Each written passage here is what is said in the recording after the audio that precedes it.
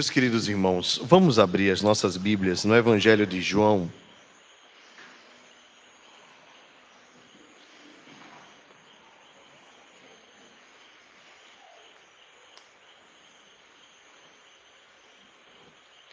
Evangelho de João, capítulo 18.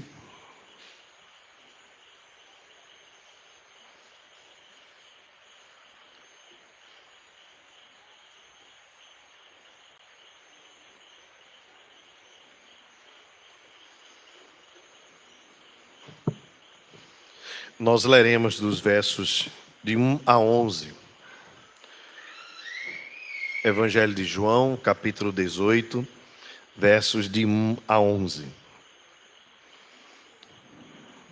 Diz assim a palavra do nosso Deus. Tendo Jesus dito estas palavras, saiu juntamente com seus discípulos para o outro lado do ribeiro Cedron, onde havia um jardim, e aí entrou com eles.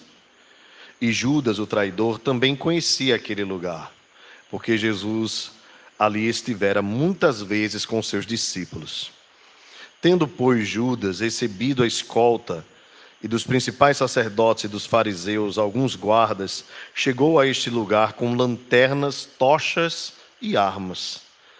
Sabendo, pois, Jesus todas as coisas que sobre ele haviam de vir, adiantou-se e perguntou-lhes: a quem buscais? Responderam-lhe: a Jesus, o Nazareno. Então Jesus lhes disse: sou eu. Ora, Judas, o traidor, estava também com eles. Quando, pois, Jesus lhes disse: sou eu, recuaram e caíram por terra. Jesus de novo lhes perguntou: a quem buscais? Responderam: a Jesus, o Nazareno. Então lhes disse Jesus: já vos declarei quem sou eu. Se é a mim, pois, que buscais, deixai ir estes, para se cumprir a palavra que dissera: não perdi nenhum dos que me deste. Então Simão Pedro puxou da espada que trazia e feriu o servo do sumo sacerdote, cortando-lhe a orelha direita. E o nome do servo era Malco. Mas Jesus disse a Pedro: mete a espada na bainha. Não beberei, porventura, o cálice que o Pai me deu? Até aqui, irmãos, a leitura. Eu peço que você ore comigo mais uma vez. Senhor querido, eis a tua palavra aberta. Que grande privilégio nós temos de poder ouvi-la agora com liberdade, de poder ouvi-la com tranquilidade, de poder meditar nela, verso a verso, cuidadosamente, buscando, Deus, orientações do Senhor, conforto, consolação e encorajamento para a nossa caminhada nesta terra. Ó Deus, edifica as nossas vidas, fala ao nosso coração, nós te pedimos isso, confiados na tua graça, em nome de Jesus. Amém. Meus irmãos, até que ponto vai o amor do nosso Salvador por nós? Nós sabemos bem que este é um momento que antecede a morte do nosso Salvador. E que ele estava ali porque ele mesmo decidiu subir para Jerusalém quando sabia que as autoridades estavam prestes a pegá-lo.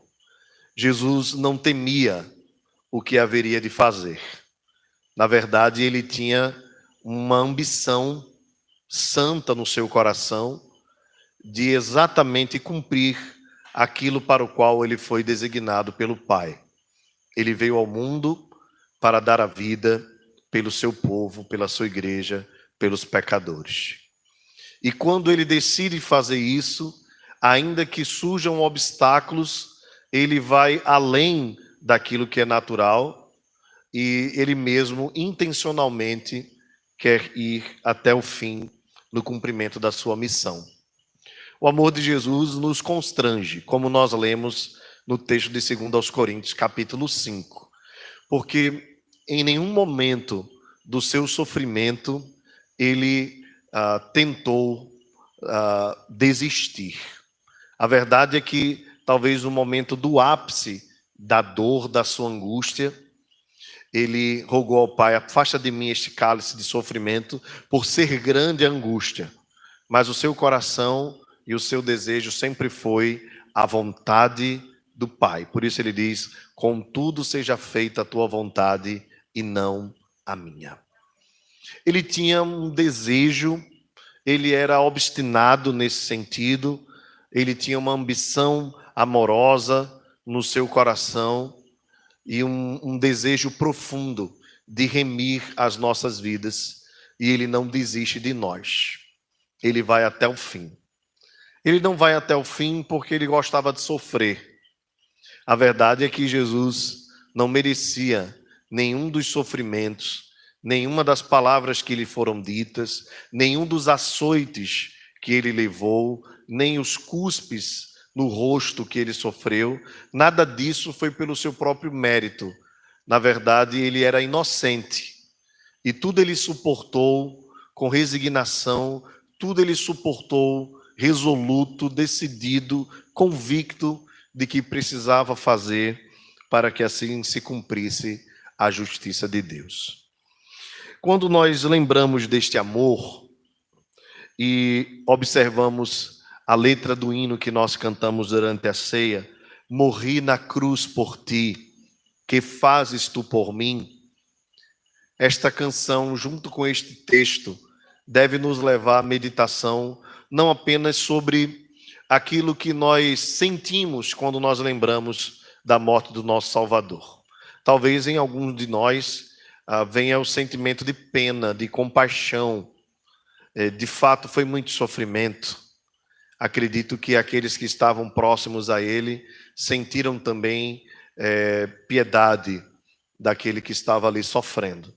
Quando nós assistimos os filmes, possivelmente agora nas próximas semanas que se aproxima a celebração da Páscoa, em todo o mundo, nós vamos ver muitos filmes que nos lembram aí o sofrimento do Salvador, seja aquele Jesus de Nazaré, que sempre passa na Record, que às vezes toma a tarde toda, muito bom, por sinal, aquele filme antigo, tradicional, ou seja o filme de Mel Gibson, que foca bastante no sofrimento de Jesus. Eles nos comovem por nós vermos tanto sangue derramado, tanta dor, tanto sofrimento, tanta tristeza. E embora nenhum deles seja capaz de exprimir o que de fato Jesus sofreu, nós ficamos a pensar no tamanho do seu sacrifício em nosso favor. Mas certamente não é o sentimento de pena, de dó, de compaixão que deve tomar o nosso coração, mas é o sentimento de satisfação, porque Jesus também sentiu satisfação em fazer tudo aquilo, pois na verdade o seu grande desejo, embora ele não se alegrasse no sofrimento, não era um masoquismo, mas o seu grande desejo era satisfazer a justiça de Deus. Pelo fato do homem ter pecado contra o Senhor, pelo fato do homem ter se distanciado de Deus e estar morto em seus delitos, Deus exigia um sacrifício perfeito, um sacrifício de sangue, um sacrifício de morte. E ele não poupou entregar o seu próprio filho, e nem o filho hesitou em descer da sua glória para viver entre nós, humilhando-se até a morte e morte de cruz, para que assim, obediente à lei, satisfazendo a justiça de Deus, sem pecado algum, ele pudesse se tornar o Cordeiro perfeito, sem mancha, sem mácula, e que cumpre cabalmente e eficazmente toda a exigência de Deus quanto à remissão dos pecadores. Nenhum de nós éramos capazes de pagar. Ainda que nós vivêssemos 30.000 vidas, nós continuaríamos pecando. Não seríamos moralmente capazes de derramar o nosso sangue para a remissão dos nossos pecados. Então é por isso que o apóstolo Paulo diz, no texto que nós lemos durante a liturgia: tudo provém de Deus. vem de Deus. É fruto da soberana vontade de Deus, é fruto da graça de Deus. Este ministério que Paulo chama de ministério da reconciliação, ou seja, a ideia de ministério é serviço. Deus serve a sua igreja, observe que ele é Senhor, né? Mas ele serve a sua igreja entregando o seu filho, que também serve a igreja, entregando a sua própria vida, para nos reconciliar. Essa palavra é tão importante, pode passar despercebida por nós. Quando nós falamos de reconciliação, né, a ideia do ré aí, né, a ideia de retorno, a palavra ali chave é conciliar. E o que é um concílio? Um concílio é uma reunião onde há comunhão, onde há paridade, onde há satisfação. Nós tínhamos concílio com Deus, nós tínhamos comunhão com Deus no Éden. Mas Adão e Eva, nossos representantes legais, decidiram pelo orgulho, pela autonomia, decidiram pela independência, preferiram seguir as mentiras de Satanás do que a verdade de Deus. E por conta deles, todos nós nascemos não mais em concílio, mas nascemos em intriga com Deus, em inimizade com Deus. Essa inimizade, ela é perceptível na nossa vida como um todo. Desde crianças, nós não precisamos aprender a cometer pecados. Nós cometemos pecados sozinhos, por nós mesmos.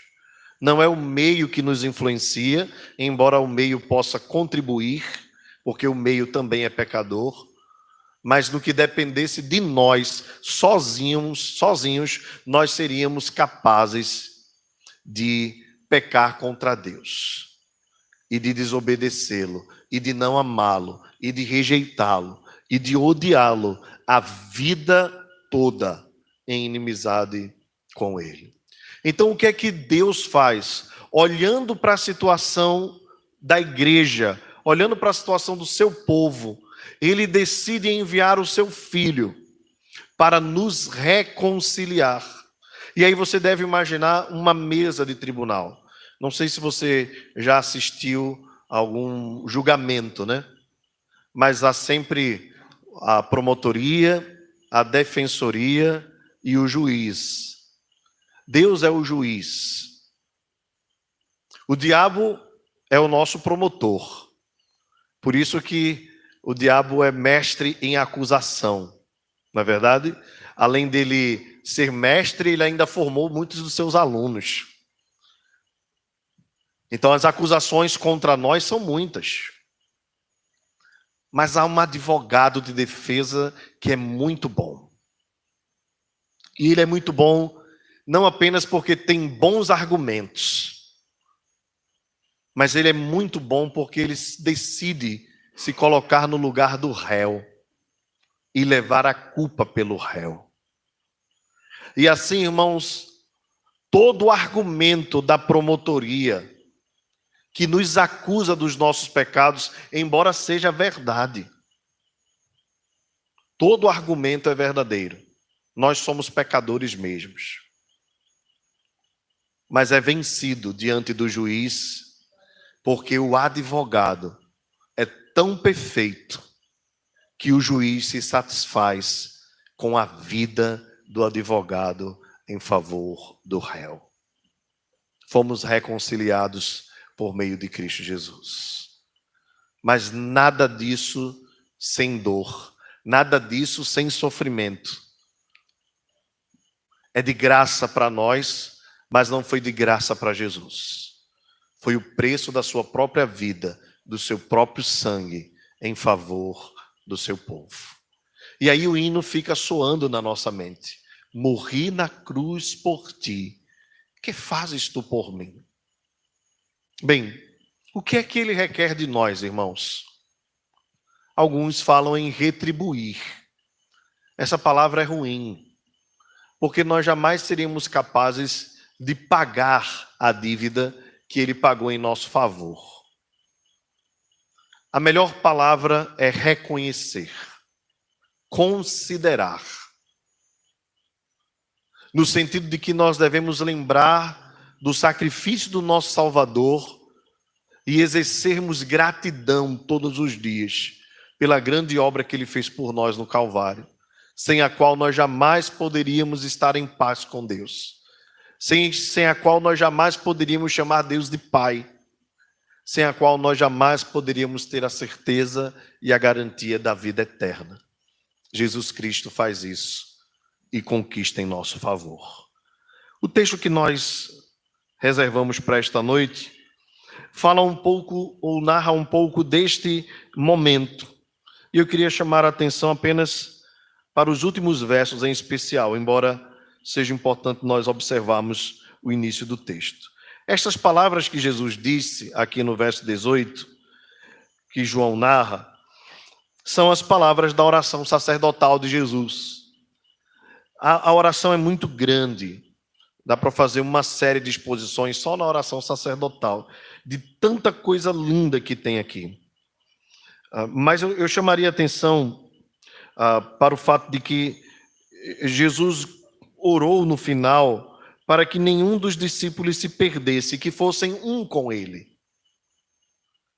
Então, depois de Jesus ter dito essas palavras, ele foi para o outro lado do Ribeiro Cedron, onde havia um jardim, e aí entrou com eles. O texto diz que Judas estava lá, que aquele local era conhecido de Judas e dos discípulos, porque eles haviam ido para ali algumas vezes, e Judas havia já prometido, né, para a escolta e para aqueles a quem ele havia vendido, né, Jesus, né, ou entregue Jesus,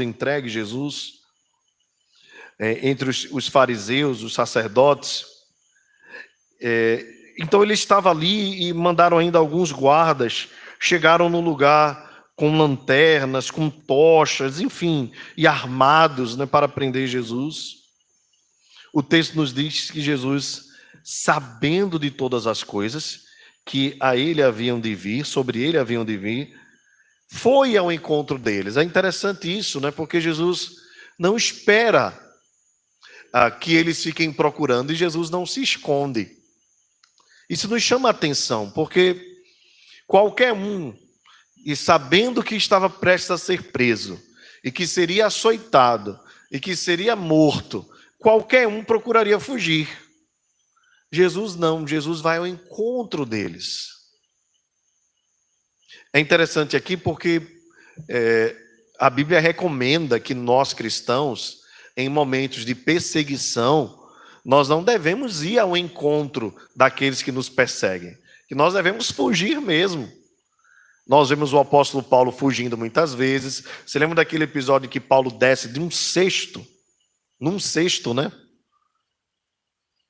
Então, aqui é um caso específico. Nós não devemos procurar a nossa própria morte. Então, não é orientação para ninguém dizer assim, olha, lá no Afeganistão estão matando pela causa de Cristo, então se nós de fato somos cristãos, devemos ir para lá e morrer. Não. Nós devemos fugir da perseguição. Quanto mais nós vivermos, melhor para proclamar a palavra de Deus. Mas esse caso aqui, Jesus não espera que eles continuem procurando. Jesus vai ao encontro deles e pergunta: a quem buscais? E por que Jesus adiantou-se? Porque Jesus sabia que a sua hora era chegada. Porque já havia se cumprido tudo. Ele já havia feito os sinais, os prodígios, as maravilhas. Ele já havia proclamado publicamente que ele era o pão da vida, que ele era o Filho de Deus e que era necessário que ele morresse. Ele já havia deixado os discípulos cientes, ou seja, ele já havia preparado tudo e só lhe restava agora entregar a sua vida. Então Jesus, ansiando por nos redimir, por pagar o preço, ele se adianta para que fosse então concluída todas as coisas. Meus irmãos, eu fico impressionado, mais uma vez, com o tamanho da coragem do nosso Senhor e do amor dele por nós. Qualquer um de nós, quando visse aquela turba se aproximando, qualquer um de nós correria. É natural a nós fugirmos do perigo, natural. Jesus não. Jesus se adianta e vai até eles. E a conversa é a Jesus o Nazareno, não é esse a quem nós buscamos. Então Jesus lhes disse: sou eu. E aqui, irmãos, o texto no grego, né, ego emi. A tradução nossa para a lógica, né, portuguesa não fica bem o ego emi, fica melhor o eu sou, né, na tradução, ou o sou eu, melhor dizendo, né? Mas aqui a melhor tradução seria eu sou. E é a mesma tradução daquela revelação de Deus para Faraó por meio de Moisés. Faraó perguntou: em nome de quem tu vens? Em nome de quem eu vou, né? Perguntando a Deus. E Deus disse: fala a Faraó, eu sou, me enviou. Eu sou o que sou. Jesus também proclamou isso, dizendo: ora, antes que Abraão existisse, eu sou. E agora, com a sua revelação, mais uma vez, quando eles dizem: estamos procurando a Jesus o Nazareno, Jesus se apresenta dizendo: eu sou. O texto aqui não fala neste verso, mas vai falar mais na frente. O texto diz que Judas, o traidor, também estava com eles. Quando, pois, Jesus lhes disse: sou eu, ou eu sou, eles recuaram e caíram por terra. Essa queda não foi uma queda natural, irmãos. Essa queda foi uma queda pela palavra de Jesus. Eu sou. Diante de quem os inimigos caem por terra. É um prenúncio, é uma anunciação quanto ao que Jesus estava fazendo. Quando ele decide morrer em nosso lugar, quando ele entrega a sua própria vida como sacrifício em nosso favor, ele está destruindo os inimigos. Ele está derrubando todo o império das trevas. Ele está indo contra os inimigos dele e os inimigos da igreja. Ele está derrubando e fazendo cair por terra todo aquele que intenta contra nós. Agora, a lógica humana, ou na lógica humana, parece que Jesus está sendo derrotado. Há até uma canção do Diante do Trono que tem um equívoco muito grande, que é aquela que fala sobre a morte de Jesus na cruz, que diz que no terceiro dia, durante a morte de Jesus, o inferno se alegrou. Não, o inferno não se alegra. O inferno se alegraria se Jesus tivesse desistido. Mas com a perseverança, com a persistência do nosso Salvador, o inferno vai perdendo. Você lembra que lá em Mateus capítulo 4, no início do ministério de Jesus, logo após o seu batismo, Satanás o leva para o deserto, para ele ser tentado, e tenta Jesus por 3 vezes. Se Jesus tivesse caído ali, o inferno deveria se alegrar. Se Jesus tivesse desistido, visto que Satanás havia prometido tudo a ele, embora tudo seja sempre do Senhor, mas Satanás é um mentiroso, é um eterno usurpador, né? Ou tenta usurpar o trono de Deus. Se Jesus tivesse desistido, aí sim haveria vitória. Mas a morte de Jesus é a vitória dele. A morte de Jesus é a vitória da igreja. A morte de Jesus é a derrota do inferno. Louvado seja o Senhor por isso. E porque ele não desistiu em momento algum de buscar a sua igreja. Então, quando ele diz, sou eu, eles recuam e caem por terra, como um sinal, um prenúncio da vitória do nosso Salvador, que poria os inimigos debaixo dos seus pés. Jesus de novo lhes perguntou: a quem buscais? Responderam: a Jesus o Nazareno. O diálogo se renova, né? Jesus então diz, agora já uma outra aplicação importante, né? Jesus diz: já vos declarei que sou eu. Se é a mim, pois, que buscais, deixai ir estes. E aqui, se nós aprendemos com este recuo e esta queda, a vitória de Jesus e o seu poder sobre os inimigos, neste verso nós aprendemos o amor de Jesus pela sua igreja, pelos seus discípulos. Porque no momento de maior dor, no momento de maior provação, no momento de maior angústia, momento que antecedia a sua morte e o seu sofrimento, Jesus diz: olha, a questão de vocês não é com eles, é comigo. Se vocês estão procurando a mim, eu estou aqui. Mas estes, deixem ir em paz. Eles estavam juntos com Jesus. Eles sabiam do risco que corriam. Tanto é que quando Jesus decide subir para Jerusalém, um dos seus discípulos, Tomé, diz: nós iremos para lá e lá morreremos. Então eles sabiam o risco. Mas a redenção, ela deveria ser cumprida por um só homem, o justo pelos injustos. Tem a ver com Jesus. Ele sofreu sozinho. Ele sentiu sozinho. Não foi uma redenção compartilhada. Os discípulos não tiveram parte na sua salvação. Veio de Jesus. Tudo, como diz o apóstolo Paulo, provém de Deus. A salvação foi executada eficazmente por Ele, do início ao fim. Nós não temos parte alguma nesse mérito. O mérito é todo de Jesus. E aqui também ele demonstra o seu cuidado e o seu amor pelos seus discípulos. Deixem eles irem. Eu vou fazer isso sozinho.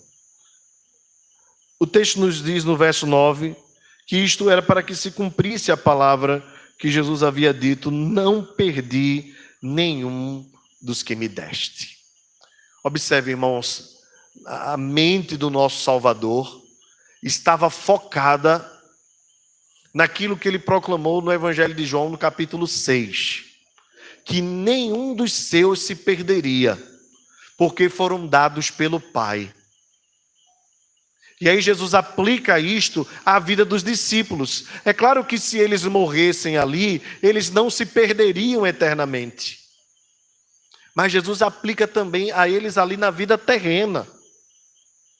É interessante esse detalhe. O cuidado de Jesus, o amor de Jesus pelos seus discípulos.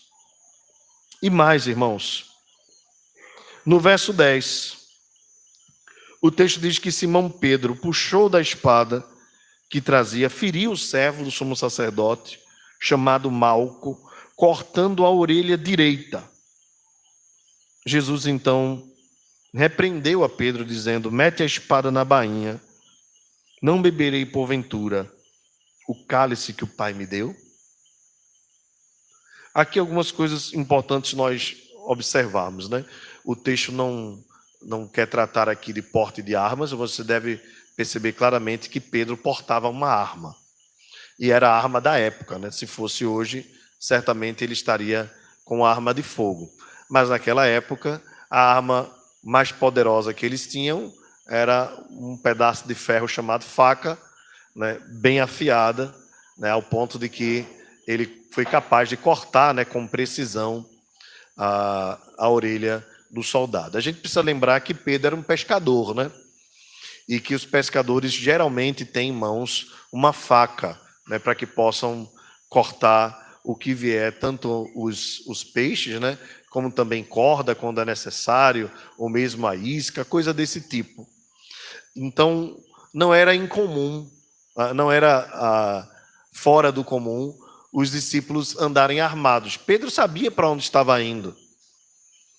Então, ele estava andando devidamente ou adequadamente ao perigo que lhe era proposto.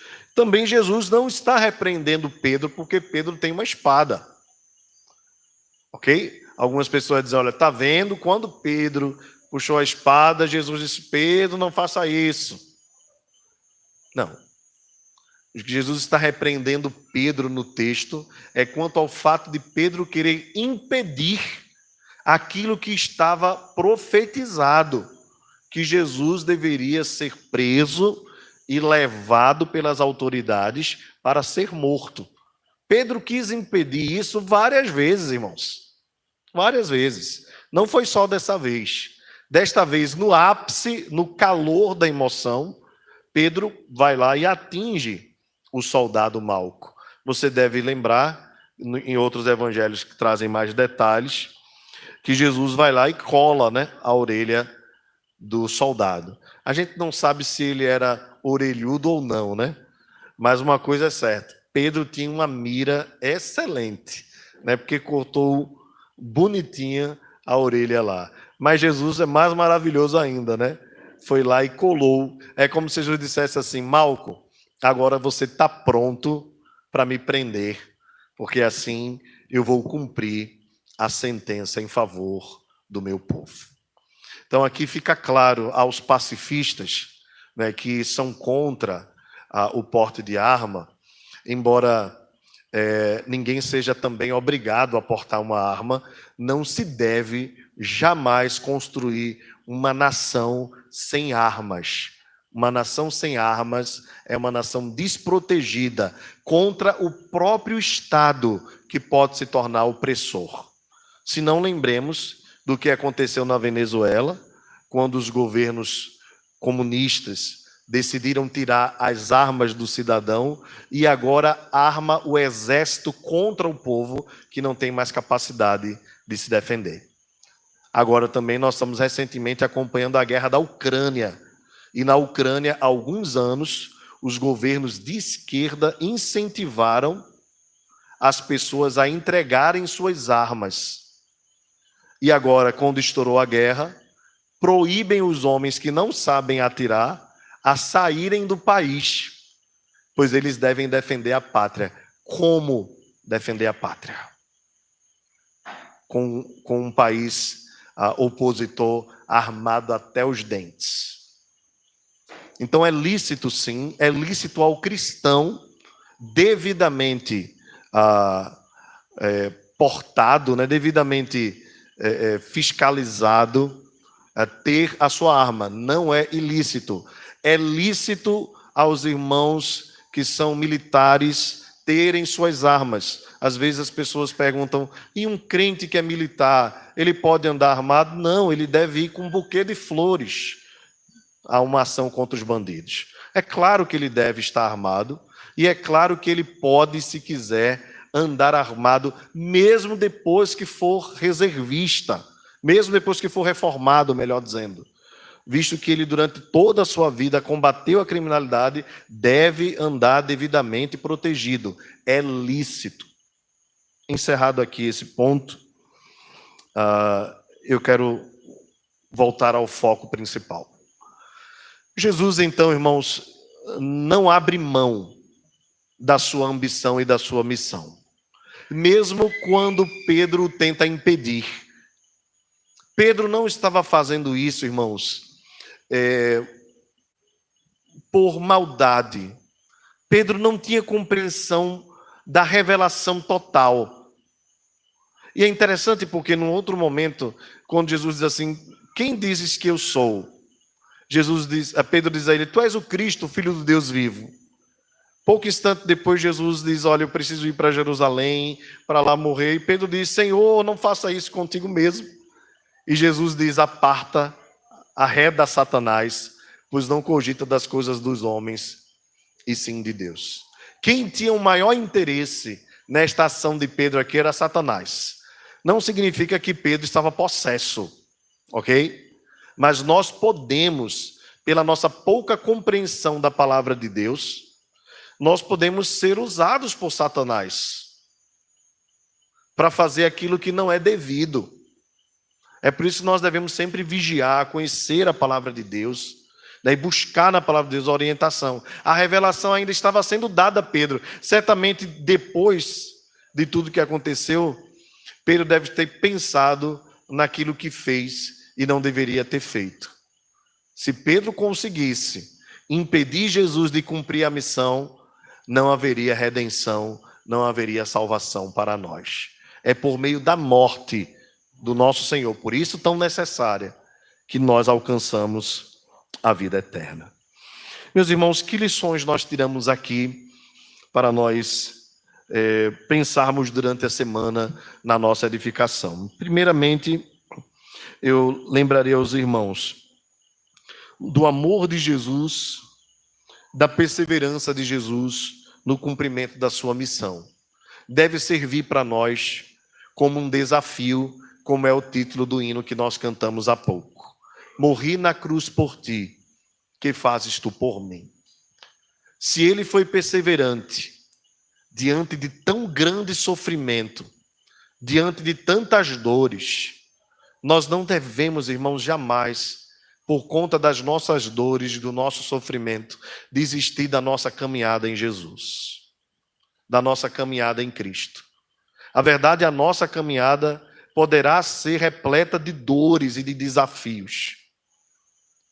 E nós não somos maiores do que o nosso Senhor. O próprio Jesus disse isso. O servo não é maior do que o seu Senhor. Nós somos chamados não apenas para nos alegrarmos com Cristo, mas também para padecermos com Ele. Então as nossas lutas, os nossos sofrimentos, as adversidades da vida não podem nos impedir de continuarmos firmes na nossa caminhada. Pelo contrário, as lutas devem nos motivar ainda mais a nós nos segurarmos nas mãos daquele que foi fiel até a morte e morte de cruz, naquele que venceu. Que nós lutemos, que nós perseveremos, que nós não baixemos as guardas. Pelo contrário, que nós olhemos firmemente para Jesus, o autor e consumador da nossa fé. Que nós não desistamos, nem nos desviemos para a direita ou para a esquerda. Que nós não venhamos a viver uma vida de desânimo. Pelo contrário, que nós tenhamos a mesma resignação, a mesma resiliência do nosso Senhor e Salvador Jesus Cristo. E mesmo passando pela morte, foi fiel ao cumprimento da sua missão. Nós temos uma missão neste mundo: glorificar a Deus. Ele nos chamou para vivermos para a sua glória. Que nós não desistamos disso diante das aflições do dia a dia. Uma outra coisa que nós aprendemos, irmãos, e para nossa alegria, nós devemos trazer no nosso coração, é a certeza de que os inimigos já foram pisados por Jesus. E de que agora os inimigos que ainda existem e nos cercam, é questão de tempo a derrota completa deles. E Jesus proclamou a sua vitória quando disse: eu sou. E o resultado foi que os soldados recuaram e caíram, prenunciando então a derrota final e total dos inimigos da igreja.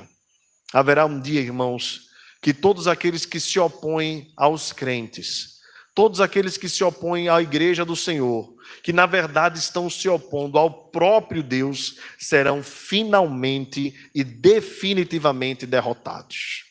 A Bíblia diz que ele vai derrotar o diabo, que ele vai derrotar o anticristo, que ele vai derrotar a morte e que nada mais nos abalará e nós somos mais do que vencedores. É questão de tempo.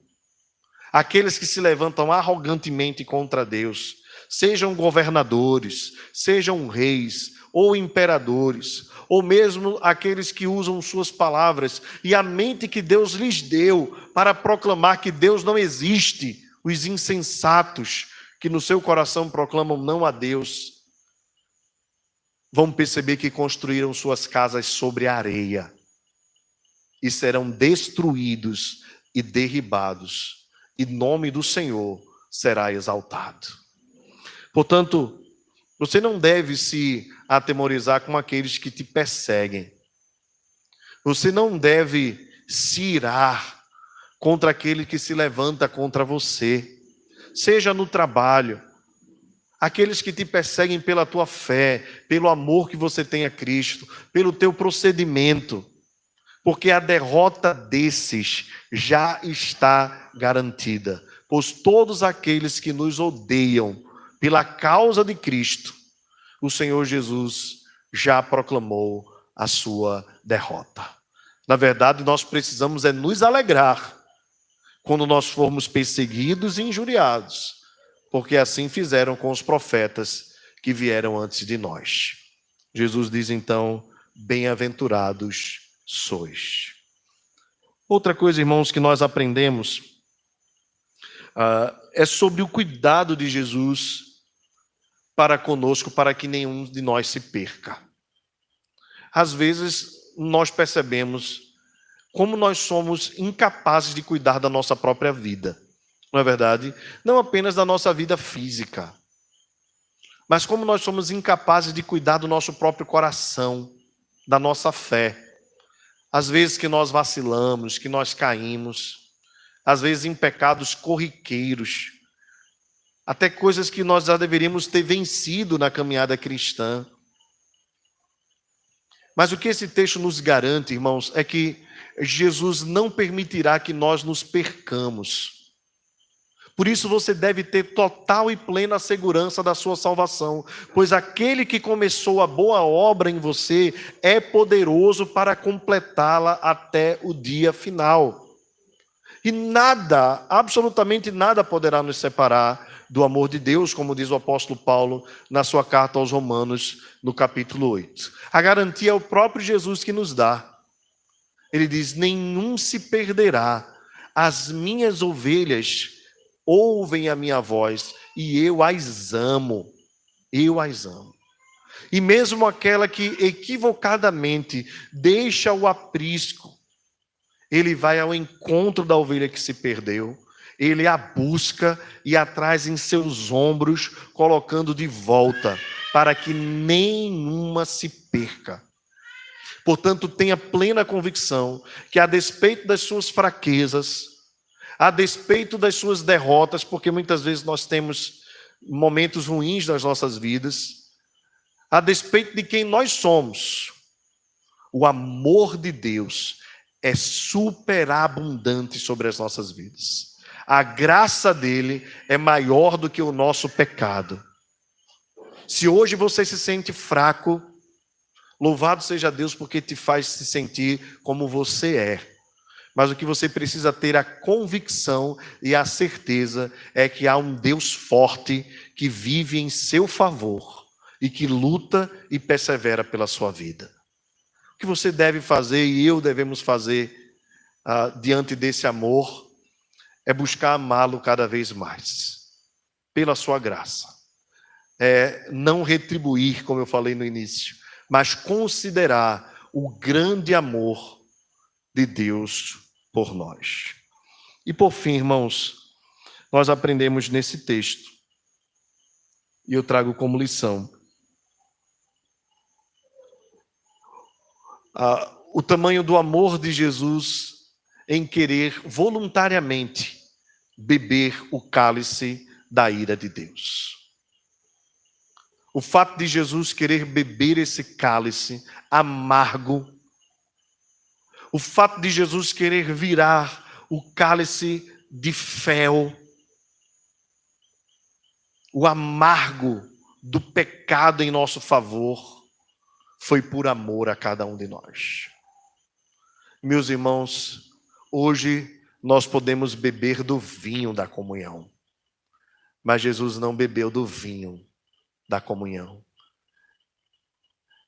Ele estava junto com os discípulos.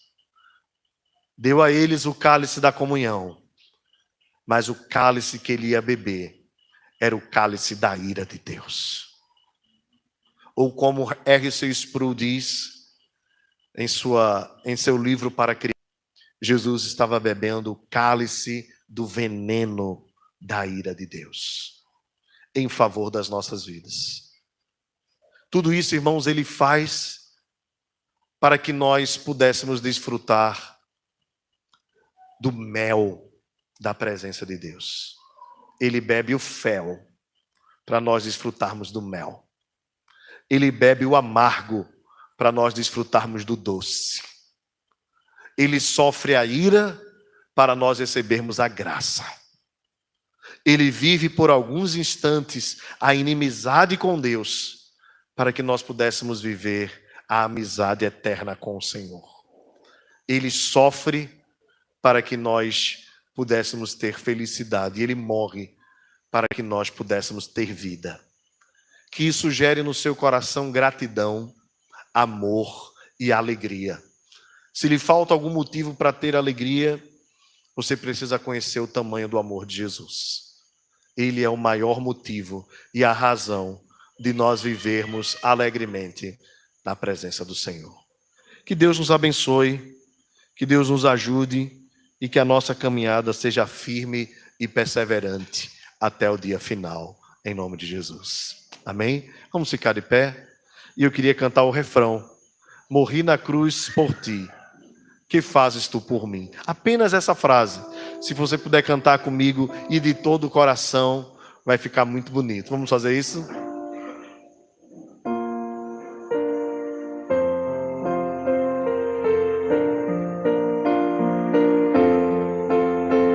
Vamos todos juntos?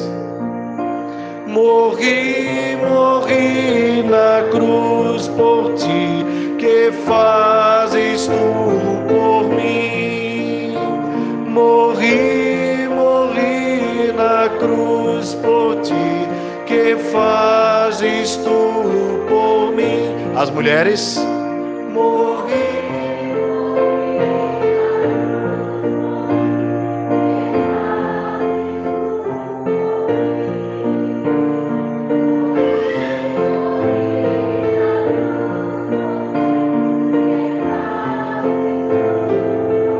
Os homens comigo. Morri, morri na cruz por ti. Que fazes tu por mim? Morri, morri na cruz por ti. Que fazes tu por mim? Todos juntos para encerrar, vamos lá. Morri, morri na cruz por ti. Que fazes tu?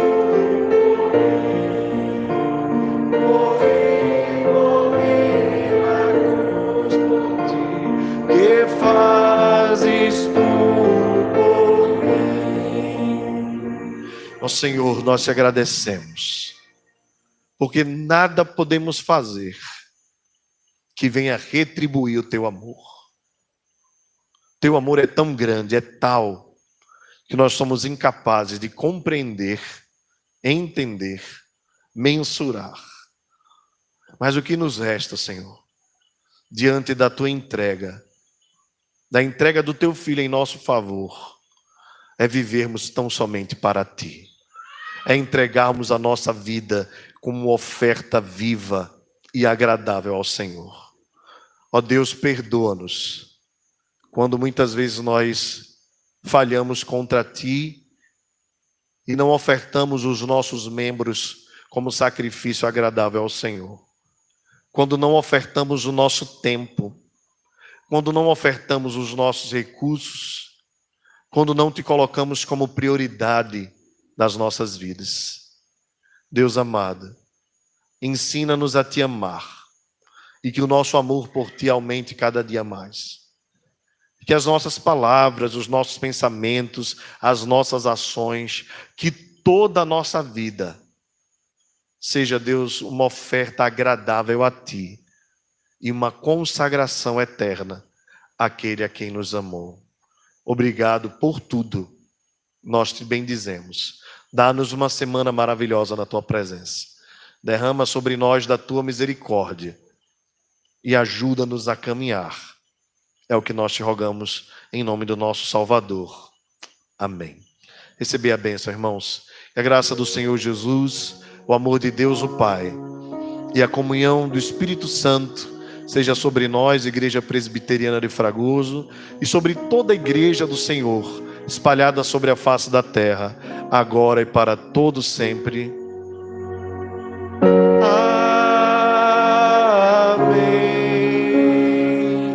Amém.